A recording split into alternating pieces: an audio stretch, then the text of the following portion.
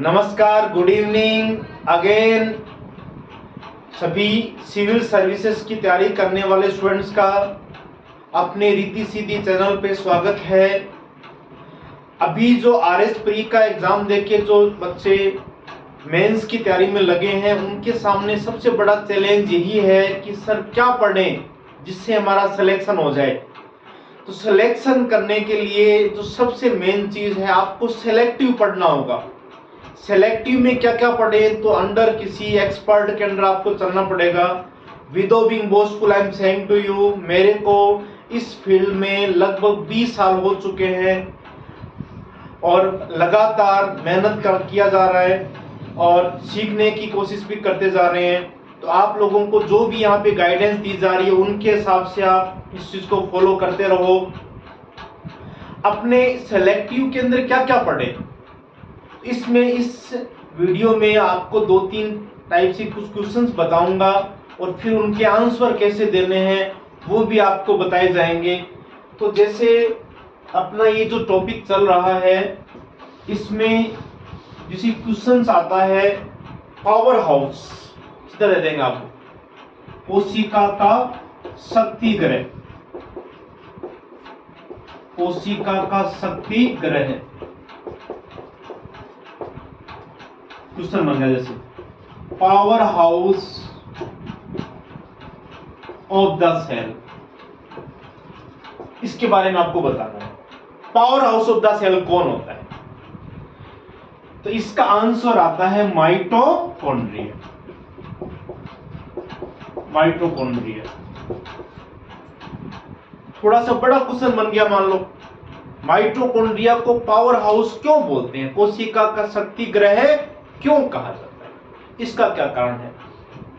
तो इसमें आपको यह समझना है कि जो माइटोकॉन्ड्रिया होता है कोशिका के अंदर, उसको यदि अपने माइक्रोस्कोप के द्वारा देखें तो उसकी जो संरचना होती है ऐसे रोड शेप में दिखता है। जैसे ये सेल है, ये इसका न्यूक्लियस है, केंद्रक है, केंद्रक, और ये कोशिका द्रव्य है साइटोप्लाज्म।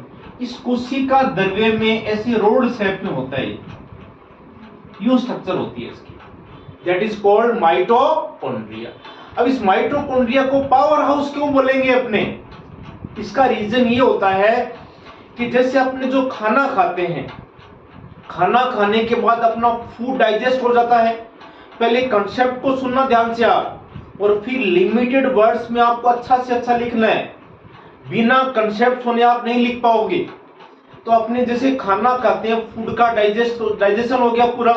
डाइजेस्ट फूड अपना ब्लड में ग्लूकोज की फॉर्म में होता है, ग्लूकोज।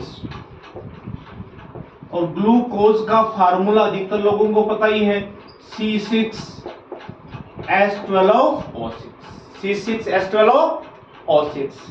अब इस ग्लूकोज को माइटोकॉन्ड्रिया एनर्जी की फॉर्म में स्टोर नहीं कर सकता इसको। अब अपने बैंक में चले जाएं, अपना कोई ट्रैक्टर लेके चले जाएंगे, ट्रैक्टर को जमा कर लो, जमा कर लेंगे क्या बैंक वाले, नहीं करेंगे। वो तो किस फॉर्म में जमा करेंगे, रुपए लेके उनके लिए तो रुपए जमा करते हैं। ऐसे माइटोकॉन्ड्रिया ग्लूकोज को स्टोर नहीं कर सकता, इसके पास ऐसी कैपेसिटी नहीं है। तो फिर स्टोर करे कैसे एनर्जी को, अपनी शरीर की सारी सेल्स है, कोशिकाएं हैं, उनको एनर्जी चाहिए, हर टाइम एनर्जी चाहिए। रात को सो रहे हैं उस समय भी एनर्जी चाहिए अपने को। अपने इंटरनल ऑर्गन काम कर रहे हैं, लीवर, किडनी, हार्ट वगैरह सब काम कर रहे हैं, सबको एनर्जी चाहिए। तो सेल के अंदर इस माइटोकॉन्ड्रिया में एनर्जी सेव किस फॉर्म में होगी, कैसे सेव होगी। ये सेव ऐसी होती है कि अपने सांस लेते हैं, अंदर ऑक्सीजन जा रही है, और ऑक्सीजन जाके ऑक्सीजन अपने लंग्स में जाएगी, लंग्स से फिर ब्लड में चली जाएगी, और ब्लड के थ्रू वो ऑक्सीजन कोशिकाओं में पहुंचती है, और कोशिका के अंदर जो ऑक्सीजन पहुंचेगी O2, ये ऑक्सीजन इस ग्लूकोज को ब्रेक डाउन कर देगी। ग्लूकोज ब्रेक डाउन हो जाएगा, टूट जाएगा ग्लूकोज, और वो ग्लूकोज टूट के किस में कन्वर्ट हो जाएगा, ATP. Full form of ATP adenosine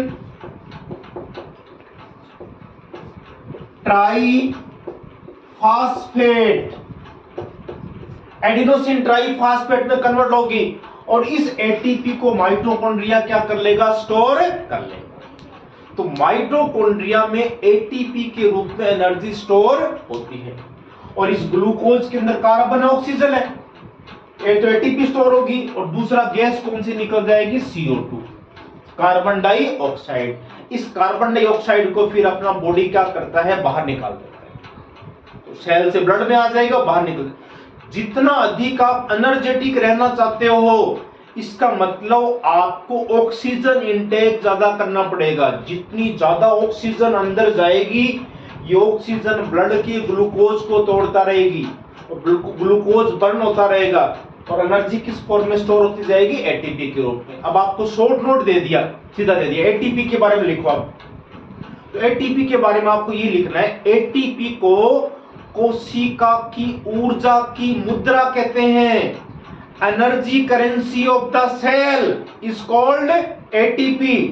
energy currency of the cell is called ATP. Power house of the cell is called mitochondria. Mitochondria को कोशिका का शक्ति ग्रह कहा जाता है। ये ऊर्जा की मुद्रा है, जिसे बैंक में रुपए के रूप में जमा करा रहे हैं, तो माइटोकॉन्ड्रिया में किस रूप में जमा होंगे, एटीपी के रूप में जमा होंगे। इस प्रकार का प्रोसेस होता है। तो एक तो आप लोगों से मेरी रिक्वेस्ट ये है कि आरएस मेंस में अच्छे मार्क्स लेके आना है, इसके लिए अपने माइंड को एनर्जेटिक रखो आप। और माइंड की जो सेल्स होती है, न्यूरॉन सेल्स, उन न्यूरॉन सेल्स को सबसे अधिक ऑक्सीजन की रिक्वायरमेंट होती है। जैसे कोई व्यक्ति बेहोश हो गया, पहाड़ी ऊंचाई पे चला गया, जितना हिमाचल जम्मू कश्मीर ऊपर हाइट पे चला गया, तो जितना हाइट पे जाते जाएंगे ऑक्सीजन का लेवल कम होता जाएगा, व्यक्ति बेहोश भी हो सकता है, कि दिमाग की कोशिकाओं को ऑक्सीजन कम मिलेगी। इसलिए अपने न्यूरॉन्स को एक्टिवेट रखने के लिए सुबह सुबह आप लोग रनिंग कर सकते हो, ऑक्सीजन के लेवल को बढ़ा के रखो, ये रहेगा। तो ये क्वेश्चंस आपको मैंने दे दिए मेंस के लिए। यहां से क्वेश्चन बनेगा, तो माइटोकॉन्ड्रिया पे क्वेश्चन बन सकता है या एटीपी पे क्वेश्चन बन सकता है। नेक्स्ट सेगमेंट अपने क्वेश्चन देखें किस पे बनता है, लाइसोसोम के ऊपर क्वेश्चन बनता है। लाइसोसोम, ऐसे शॉर्ट नोट दे देंगे आपको, लाइसोसोम के बारे में बताओ। लाइसोसोम इज कॉल्ड, क्या बोलते हैं लाइसोसोम को, suicide bag of the cell. कोशिका का आत्मघाती थैला। कोशिका का आत्मघाती थैला, suicide bag of the cell कहते हैं। क्यों कहते हैं suicide bag of the cell इसको, लाइसोसोम को? इसका रीजन ये होता है कि जैसे कोई भी कोशिका है, ये जैसे कोशिका है, ये इसका न्यूक्लियस है, कंट्रोलर है इसका, यहां ये बैग की तरह स्ट्रक्चर होती है ऐसे, ये लाइसोसोम है, जैसे बैग की तरह स्ट्रक्चर है, देखेंगे बैग लाइक स्ट्रक्चर दिखती है। इस बैग लाइक स्ट्रक्चर के अंदर स्पेशल टाइप के एंजाइम होते हैं। क्या होते हैं? एंजाइम। वो एंजाइम क्या करते हैं, जैसे ही कोशिका का जीवन काल पूरा हो गया, हर कोशिका का जीवन काल है, जैसे आरएस में क्वेश्चन आया था, आरबीसी का जीवन काल पूछा गया था पुराने एग्जाम्स में, देखें तो 120 दिन जीवन काल होता है आरबीसी का। तो जैसे कोशिका का जीवन काल पूरा हो जाएगा, उस कोशिका को नष्ट होना होता है ताकि नई कोशिका बने। तो पुरानी कोशिकाओं को नष्ट करने का काम कौन कराएगा? लाइसोसोम कराएगा। ये कैसे नष्ट करता है? इस लाइसोसोम के अंदर स्पेशल टाइप के एंजाइम होते हैं, हाइड्रोलाइटिक। टर्म आपके अधिकतर देखो साइंटिफिक टर्म यूज करेंगे अपने, ऐसा नहीं कि कई स्टूडेंट्स होते हैं कि सर इंग्लिश की टर्म यूज कर रहे हो, आप इंग्लिश की टर्म यूज नहीं कर रहे हैं, साइंटिफिक टर्म है हाइड्रोलाइटिक। हाइड्रो कहते हैं वाटर को, और लाइसिस का मतलब ब्रेक डाउन करना उसको, या हिंदी में यूज कर सकते हैं जल अपकटनी। जल अपकटनी। तो हाइड्रोलाइटिक एंजाइम होते हैं, किसके अंदर होंगे? लाइसोसोम के अंदर होते हैं। तो ये हाइड्रोलाइटिक एंजाइम क्या करते हैं? जल की उपस्थिति में लाइसिस कर देंगे, लाइसिस मतलब ब्रेक डाउन कर देंगे और कोशिका को नष्ट कर देंगे। आत्मघाती थैला इसको इसलिए बोलते थे, जैसे मान लो कोई सुसाइड अटैक होता है, जैसे किसी व्यक्ति ने अपने बम बांध लिया और बम बांध के भीड़ में चला गया, बम ब्लास्ट हुआ, खुद भी मर गया और कई लोगों को मार दिया, तो अपने कहते हैं ना आत्मघाती हमला हुआ है। ऐसी कोशिका के अंदर ये जो लाइसोसोम है, जैसी कोशिका का जीवन काल पूरा हो जाएगा ये खुद भ्रष्ट हो जाएगा और पूरी सेल को भी डिस्ट्रॉय कर देगा, इसलिए इसको बोला जाता है कोशिका का आत्मघाती। तो यहां से क्वेश्चन बनेंगे, तो शॉर्ट नोट ये बन जाएगा, लाइसोसोम पूछ सकते हैं आपसे, तो लाइसोसोम के बारे में लिखो, तो इनको कम से कम शब्दों में ऐसा अच्छा लिखना है आपको, लाइसोसोम जल अपघटनी या हाइड्रोलाइटिक एंजाइम की सहायता से कोशिका को नष्ट कर देती है और स्वयं भी नष्ट हो जाती है, इसलिए इसे आत्मघाती थैला कहा जाता है, सुसाइड बेद कहा जाता है।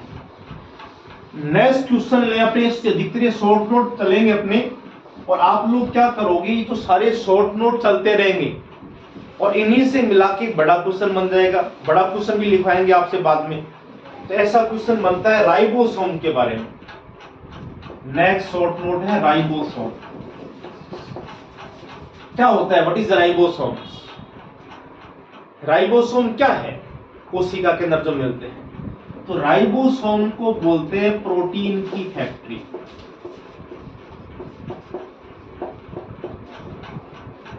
प्रोटीन की फैक्ट्री बोलते हैं। रीजन क्या होता है कि ये जैसे कोशिका है,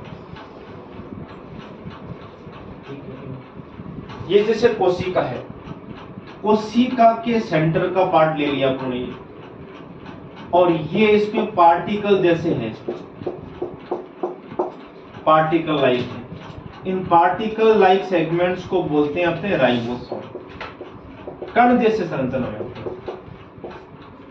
कण से होते हैं, सेगमेंट लाइक है।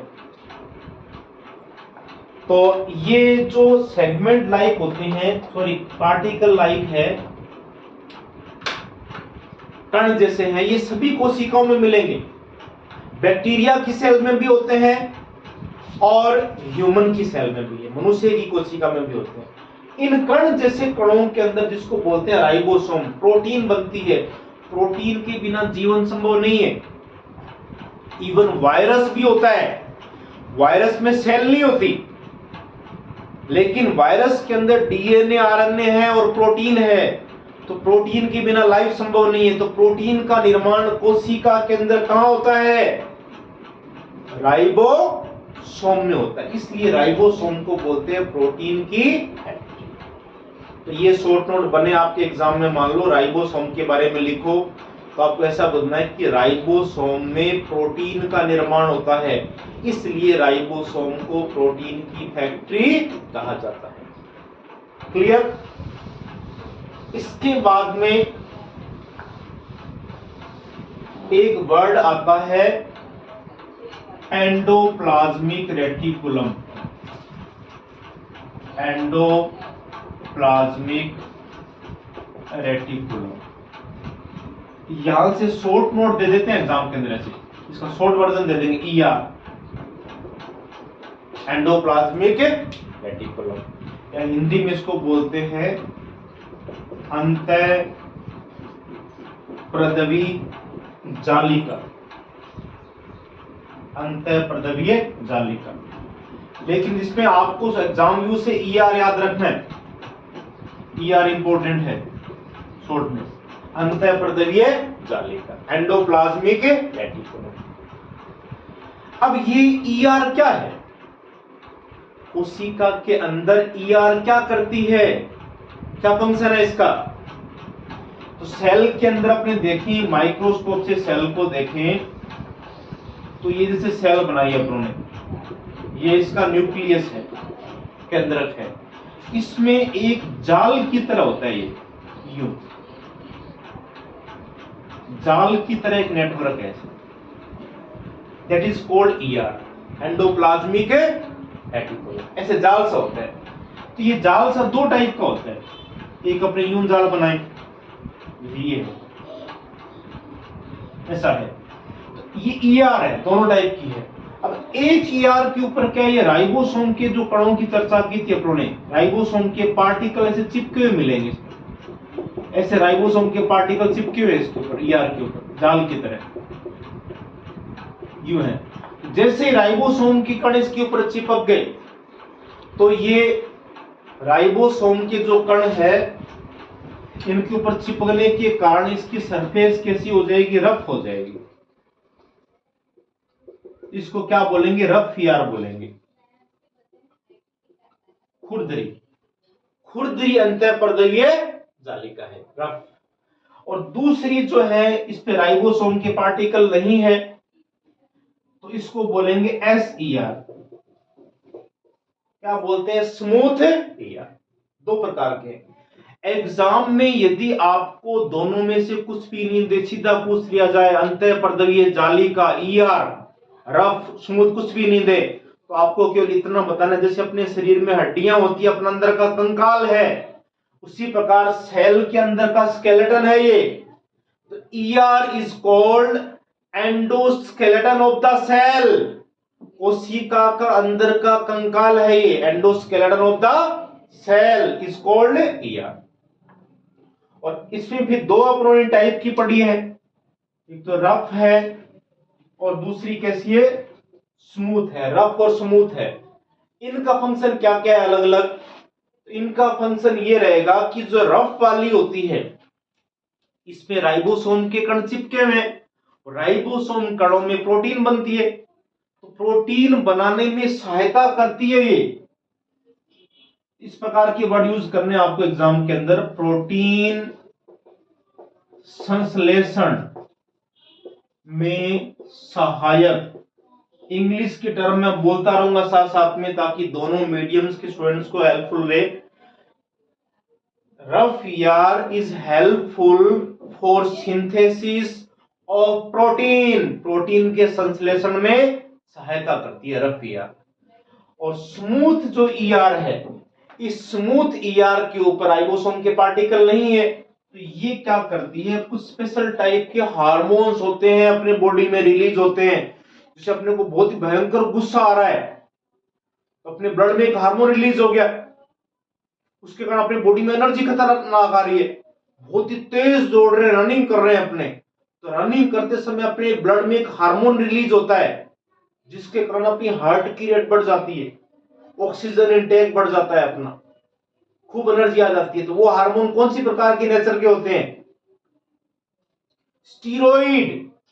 कौन सी नेचर के हैं, स्टीरॉइड नेचर के हार्मोन होते हैं। तो स्टीरॉइड नेचर के हार्मोन जो बनते हैं, स्टीरॉइड हार्मोन्स, वो कौन बनाती है, स्मूथ ईआर बनाती है। और फैट का निर्माण भी करती है, कुछ वसा के निर्माण में भी सहायता करती है। बॉडी के अंदर कुछ फैट सिंथेसिस होता है। इस प्रकार से इन दोनों को कवर कर लो आप। इसको अपने यदि रफ ईआर पे क्वेश्चन बने, शॉर्ट में दे दिया खुरदरी अंतःपर्दवीय जालिका के बारे में समझाओ, तो आपको ये बताना है खुरदरी अंतःपर्दवीय जालिका प्रोटीन के संश्लेषण में सहायता करती है।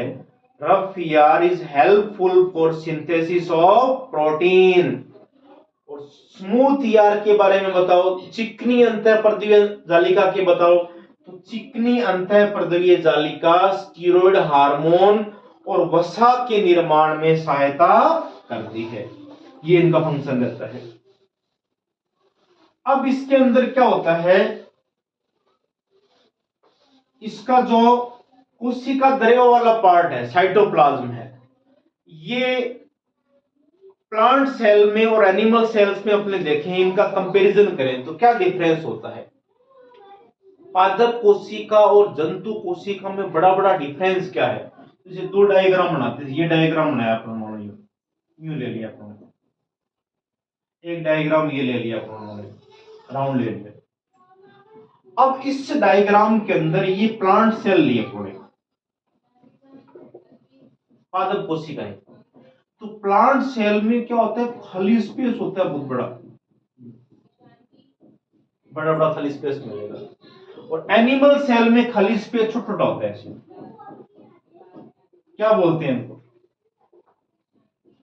ये इसका न्यूक्लियस है, केंद्रक है, इसका न्यूक्लियस साइड में मिलेगा। प्लांट सेल का न्यूक्लियस सेंटर में नहीं होता है, रीजन क्या, उसमें खाली स्पेस पड़ा है बहुत। इस खाली स्पेस को क्या बोलेंगे अपने? यस, इस खाली स्पेस को बोलते हैं वैक्यूल।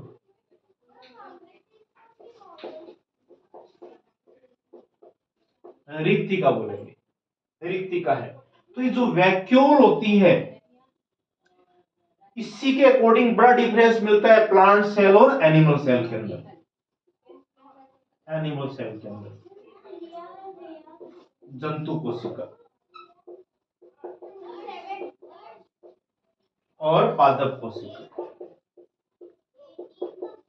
तो आपको ये डिफरेंस बताना है कि जैसा आपको समझ जाए कि पादप कोशिका और जंतु कोशिका के अंदर अंतर बताओ, difference between plant cell and animal cells. तो आपको ये डिफरेंस बताना है कि एनिमल सेल में छोटी छोटी रिक्तिकाएं होती है बहुत सारी, small and many vacuoles found in animal cells, और पादप कोशिका में बड़ी रिक्तिका होती है, large vacuole found in plant cells. दूसरा डिफरेंस ये होता है कि प्लांट सेल के अंदर एक स्पेशल टाइप का ग्रीन पिगमेंट होता है, it is called chlorophyll. Chlorophyll होता है इसके अंदर। क्लोरोप्लास्ट भी बड़ी यूज कर सकते हैं अपने, क्लोरोप्लास्ट, हरित लवक, हरित लवक होता है क्लोरोप्लास्ट। इसको बहुत ही ध्यान से समझना आप। तो पादप कोशिका के अंदर जो क्लोरोप्लास्ट है, हरित लवक है, वो क्या करता है कि सनलाइट जो आ रही है उस सनलाइट को लेगा और दूसरा CO2 गैस लेगा और वाटर लेगा। मतलब दो चीजें चाहिए इसको रॉ मटेरियल के रूप में, carbon dioxide plus water, H2। Sunlight की प्रेजेंस में इनसे ये फूड बना देगा, और फूड किस फॉर्म में बनेगा? ग्लूकोज की फॉर्म में, C6H12O6। और साथ में गैस रिलीज कौन सी कर दी जाएगी? ऑक्सीजन गैस रिलीज कर दी जाएगी, ऑक्सीजन गैस रिलीज हो जाएगी। इसीलिए जो प्लांट सेल होती है उसकी नेचर ये है कि अपना फूड वो अपने आप बना लेती है ग्लूकोज की फॉर्म में, और साथ में ऑक्सीजन गैस भी छोड़ रही है। तो इस पृथ्वी के ऊपर सबसे बड़ी जो रिएक्शन है वो ये है। यदि ये रिएक्शन नहीं होती तो पृथ्वी पे लाइफ ही नहीं होता, पेड़ पौधे जंतु सब नहीं होते।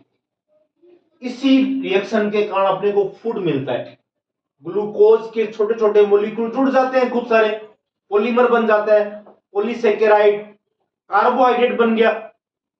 कार्बोहाइड्रेट लेते हैं ना एनर्जी के रूप में, गेहूं में, चावल में कार्बोहाइड्रेट तो मिल रहा है अपने को। ऑक्सीजन गैस के बिना भी नहीं रह सकते, अपने प्राणवायु है ये। ऑक्सीजन गैस को रिलीज करना, फूड बनाना, वो सारा काम प्लांट सेल के कौन से पार्ट ने किया है? क्लोरोप्लास्ट ने। तो अपना फूड अपने आप बनाती रहती है, इसलिए प्लांट सेल को बोलते हैं ऑटोट्रोफ, स्वपोषी। Plant cell is autotroph, autotroph है, ऑटोट्रोफिक है, स्वपोषी है। लेकिन अपनी सेल नहीं कर सकती। आपने सोचा अपने प्लांट की तरह करें, धूप में जाके खड़े हो जाए ऐसे, देखे अपनी कोशिकाएं भोजन बनाती है क्या? नहीं बना सकती। अपनी सेल्स में क्या नहीं है? क्लोरोप्लास्ट ही नहीं है, तो अपना फूड नहीं बनेगा। तो अपनी सेल्स क्या है? हेटेरोट्रोफ है। क्या है? हेटेरोट्रोफ, परपोषी है, स्वपोषी नहीं होती। तो ये दो बड़े बड़े मेजर बताओ डिफरेंस इसमें। एक तो पादप कोशिका में बड़ी बड़ी रिक्तिका होती है, लार्ज वैक्यूल्स, और दूसरा प्लांट सेल के अंदर क्लोरोप्लास्ट होता है, हरित लवक होता है। एनिमल सेल के अंदर छोटी छोटी रिक्तिकाएं होती है और हरित लवक उनके अंदर नहीं होता। That's why plant cell is different from animal cells. दूसरा एक बड़ा डिफरेंस और भी है, ये जैसे सेल मेम्ब्रेन है, कोशिका झिल्ली है, इसके चारों तरफ एक ऐसी वाल होती है, दीवार, यूं दीवार होगी एक बड़ी सी, इस दीवार को बोलते हैं सेल वॉल। क्या है ये? सेल वॉल, कोशिका भित्ति, सेल वॉल। और ये सेल वॉल जो है, कोशिका भित्ति, सेल वॉल, ये किससे मिलके बनी हुई है? सेलुलोज से मिलके बनी हुई है। सेल वॉल किससे बनी हुई है? सेलुलोज से मिलकर बनी हुई है। तो कोशिका भित्ति जो होती है सेल वॉल, ये किस में मिलेगी? प्लांट सेल में मिलेगी, एनिमल सेल में नहीं होती, अपनी सेल में नहीं है ये, अपनी सेल में सेल वॉल नहीं होती। तो ये तीन मेजर डिफरेंस बताने आपको। एक मेजर डिफरेंस को क्लोरोफिल, क्लोरोप्लास्ट, हरितलवक, दूसरा बड़ी रिक्तिका, और कोशिका भित्ति का पाया जाना किसका लक्षण है? पादप कोशिका का। इतने पार्ट को अच्छी तरह से आप मतलब इसको अच्छी तरह से कंठस्थ कर लो आप। और यहाँ पे जो भी डिस्कस करेंगे अपने जनरल साइंस से संबंधित, वो सारे के सारे सिलेक्टिव होंगे। और बाकी जम के मेहनत करो, और बाकी सुप्रीम पावर पे पूरी आस्था रखो, सारी मुश्किलें दूर हो जाएगी आपकी। प्रॉपर आरएस बनने की कोशिश करना, बीच में लटक मत जाना नीचे, अच्छी रैंक आनी चाहिए, नहीं तो बाद में परेशान रहोगे आप। एसडीएम का टारगेट लेके चलो अपने लिए। ठीक है जी, धन्यवाद। जय हिंद, जय भारत।